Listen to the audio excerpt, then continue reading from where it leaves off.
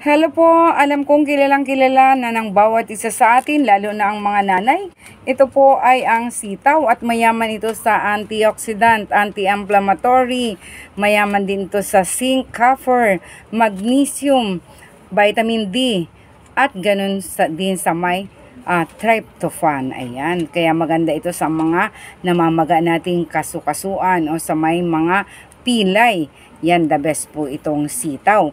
Maganda rin po ito sa mga masakit ang ulo or may mga migraine. Nakakatulong din po ito sa may mga diabetes at ganun din po sa may mga asthma. Nagpapataas din po ito ng immune system at pinaka the best po ito, ang sitaw ay nakakapagpabata. Ayan. Ugaliin lang po natin kumain ng sitaw. Pwede pong tortang sitaw. Pwede rin na adobong sitaw. Pwedeng sa sinigang sitaw. Depende kung ano ang gusto nyong gawin. God bless!